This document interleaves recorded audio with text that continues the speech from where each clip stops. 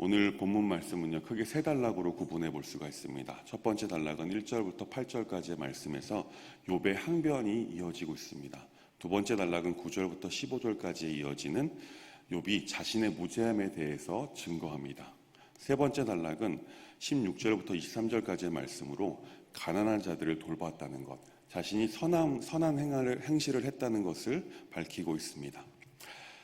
우리 그리스도인들에게 있어서 육체의 정욕과 세상에 대한 사랑은요, 많은 그리스도인들로 하여금 그 인생을 파선케 하는 두 가지 암초라고 볼 수가 있습니다. 근데 욥은 보면 자신이 언제나 이 두 가지에 대해서, 다시 말하면 육체의 정욕과 세상을 사랑하는 것에 대해서 애써서 경계해왔음을 볼 수가 있습니다. 욥은요, 먼저 육체에 대해 정욕에 대해서 항변합니다. 그는 분명히 간통도 안 했고 이웃의 아내도 범하지 않았음을 밝힙니다. 또한 어떤 여자와도 간음하지 않았다고 말했습니다. 그리고 내가 내 눈과 언약을 세웠다. 어찌 처녀에게 주목하랴. 나는 하나님의 은총을 통해 죄를 경계하며 죄를 향한 첫 발도 내딛지 않았다고 고백하고 있습니다. 욥의 방탕한 눈조차 용납하지 않았던 것입니다. 마음이 순결코자 하는 자는요, 불결한 것에 출구이자 입구인 눈을 지켜야만 합니다. 욥은 방탕한 생각도 품지 않았습니다. 그것은 사람의 비난을 두려워해서가 아니라 오직 살아계신 하나님과 하나님의 진노, 하나님께서 내리시는 심판을 경계했기 때문에 그렇습니다. 불결한 것은요, 모든 선은 사람으로 하여금 모든 선을 빼앗아가고 우리로 하여금 선에 대한 소망마저 잃게 만든다라고 2절은 밝히고 있습니다. 그리하면서 위에 계신 하나님 내리시는 분깃이 무엇이겠으며 불의자에게는 빠르며 확실한 환난이 행악자에게는 재앙이 내려질 것이다 라고 욥은 밝힙니다. 어떤 사람들은요, 행악자는 하나님과 멀어짐이 있을 것이다 라고도 말하고 있습니다. 이것은요, 마음을 하나님과 멀어지게 하는 아주 사악한 죄이기 때문에 사람들은 행악자는 하나님에서부터 멀어진다라고 말하고 있는 것이죠. 하나님께서는요, 우리가 무슨 법을 쫓아 걸을지, 어떤 동행자와 함께 걸을지, 어떤 목표를 향해 갈지 이미 다 알고 계십니다. 그렇기 때문에 결국 우리가 어떤 길을 갈지 다 아신다라는 것이죠. 내 걸음이 다 세지 아니하게 아시느냐? 의무를 등한시하여 잘못 내디딘 걸음, 곁길로 내디딘 걸음, 이 모두가 하나님께서는 다 세신 바 되었다라고 욥은 밝히고 있습니다. 하나님께서는요, 우리 자신이 알고 있는 것보다 훨씬 더 정확히 우리에 대해서 알고 계십니다. 어느 누가 자신의 발걸음을 셀 수 있겠습니까? 오직 하나님만이 우리의 걸음을 인도하시고 우리의 걸음을 동행하신다라는 것이죠. 욥은요, 세상 사랑하기를 스스로 경계했다라고 또한 밝힙니다. 또한 사악한 수단으로 재산 모으기를 애써 피했다라고 말합니다. 그는 금지된 모든 쾌락뿐만 아니라 금해진 모든 이윤을 두려워했습니다. 그래서 5절에 그의 행위는 결코 허탈하지 않았다라고 밝히고 있는 것입니다. 즉 다시 말해서 그는 결코 이윤을 얻으려고 거짓말도 하지 않았습니다. 그의 발은 결코 괴율이 빠르지도 않았다라고 밝히고 있는 것이죠. 또한 그는요, 결코 게을로 부해지려고 하지도 않았습니다. 언제나 자신의 불민함으로 이 불의한 것을 행치 않도록 조심스럽게 경계하면서 행했던 사람이었습니다. 그래서 욥은요, 내 마음이 내 눈을 따라갔던가, 그는 다른 사람의 소유를 보고 탐하지도 않았고 이를 자신의 소유로 하기도 원치 않았다라고 말하고 있는 것입니다. 탐심은요, 특별히 안목의 정욕이다라고 부르게 됩니다. 내 손에 더러운 것이 묻었던가, 그래서 즉 그는 부정직하게 재물을 모았거나 다른 사람들의 것을 빼앗았다고 정죄될 수 없었던 것이죠. 부정은 더러운 것이죠. 부정한 것은 깨끗한 것이 아닙니다. 근데 욥은요, 욥의 항변, 이 항변을 보게 되면 자신의 선함을, 또한 자신이 죄악을 범하지 않았다라는 것을 항변하고 실증하고 있습니다. 그는 자신의 선이 입증되기를 원하고 있음을 6절 말씀을 통해서 알 수가 있죠. 내가 공평한 저울에 달려서 내가 행한 것을 조사해 봐달라고, 그리하면 잘 드러날 것이다 라고 말하고 있는 것입니다.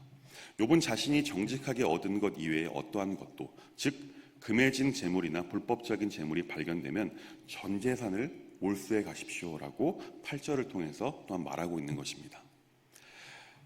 내가 심은 모든 식물, 즉 나의 소산이 뿌리까지 뽑히는 것이 마땅하다. 욥은 자신의 무죄를 확신하고 있습니다. 그렇기에 그는 이 송사에 얼마 남지 않은 전 재산을 지금 걸려고도 하고 있는 것입니다. 이어서 9절부터 15절까지의 말씀을 보면요, 욥은 자신의 무죄함에 대해서 계속해서 증거하고 있습니다. 이 욥의 무죄함에 대한 증거는요, 두 가지가 더 설명될 수 있는데요. 첫째는 욥은요, 간통하는 죄, 간통죄를 대단히 혐오하고 있음을 보게 됩니다. 그는 이웃의 결혼 생활에 어떠한 해도 끼치지 않으려고 애썼습니다. 그는 결단코 이웃의 아내를 탐하지도 않았습니다. 왜냐하면 그의 마음조차 여인에게 유혹되지 않았기 때문이다라고 스스로 밝히고 있습니다. 그는 결코 그의 이웃이 없을 때 이웃의 아내를 유혹할 기회를 틈타기 위해서 이웃의 문을 엿보아 기다리지도 않았다라고 말하고 있습니다. 요번 그가 그러한 죄를 범하였다면 내 처가 타인의 매를 돌릴 것이다 라고 말하고 있죠. 다시 말하면 자기의 아내가 때로는 노예가 되고 때로는 창부가 될 것이다 라고 자신은 그렇게 이웃의 아내를 탐하지 않았음을 계속해서 밝히고 있는 것입니다. 두 번째는요, 욥은 종들에게 매우 온화한 성격을 보였으며 또한 그들을 신사적으로 다루었다라고 기록하고 있습니다. 남종이나 여종이 나로 더불어 쟁변할 때에 내가 언제 그의 사정을 멸시한 적이 있었습니까? 종들이 그를 거역하여 그가 나무랄 때에 만일 종들이 욥이 거한 어떠한 학대에 대해 조금이라도 불평했다면 욥은 그들에게 얘기할 기회를 주어서 그들이 옳다는 것을 밝혀지면 그들의 불만을 들어주었다라고 또한 밝힙니다. 욥은 내가 나의 종들에게 전체적이며 가혹했다면 하나님이 일어나실 때에 내가 어떻게 하겠느냐라고 자신의 무죄함을 밝히고 있습니다. 종들을 가혹하게 다루고자 하는 생각이 들 때마다 욥은요, 그의 마음에는 나를 태 속에서 만드신 자가 그들도 만들지 아니하셨냐. 다시 말하면 나도 하나님의 피조물이고 종들 또한 나의 종들이 있지만 그들 또한 하나님께서 지으신, 그들께 하나님께 창조하신 사람이라는 것을 늘 생각하고 있었다라는 것이죠. 또한 그래서 욥은 이렇게 말합니다. 나는 그와 마찬가지로 하나님의 피조물이고 나의 존재 역시 그와 마찬가지로 한 군데서 파송된 존재이며 의존적이다.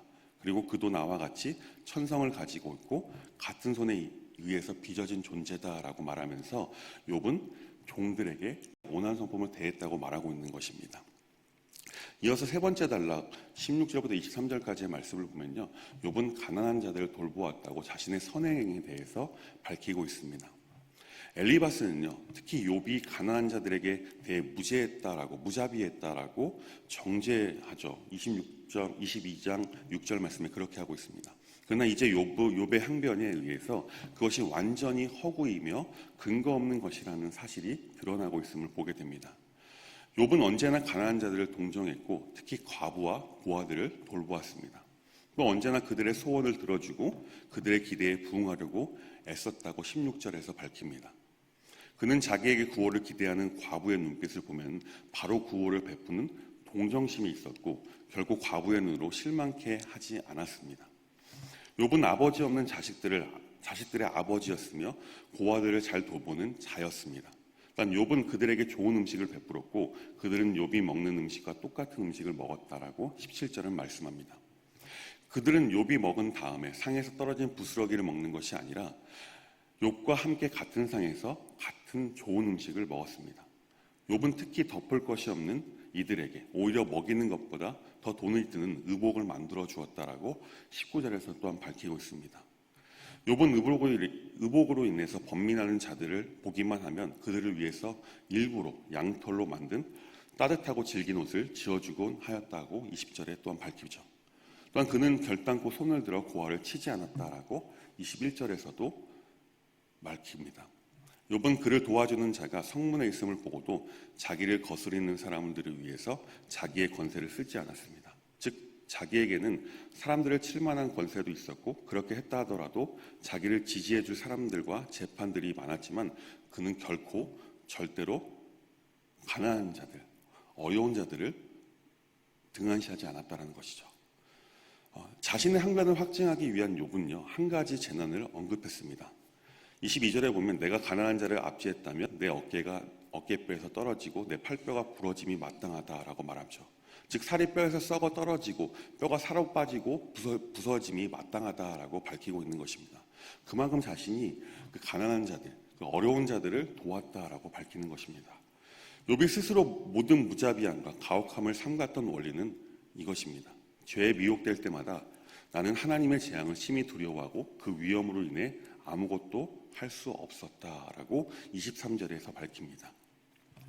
즉 나는 하나님으로 자의 적을 삼는 생각을 할 수 없었다라는 것이죠. 욥은 자신과 하나님과의 무한한 거리를 생각했습니다. 가난한 자를 압제하고 저의와 공의를 거역하는 자들은 높은 자와 자보다 더 높은 자가 감찰하고 그들보다 더 높은 자들, 즉 그들의 마음대로 할 수 없는 자가 있다는 것을 잊어버린 사람이다라고 말씀합니다. 그러나 욥은요, 이를 잊지 않았다라고 계속해서 말씀하고 있습니다. 오늘 본문 말씀을 보면요, 한 가지 특징이 있습니다. 욥은 언제나 하나님 한 분을 바라보며 살았다는 것입니다.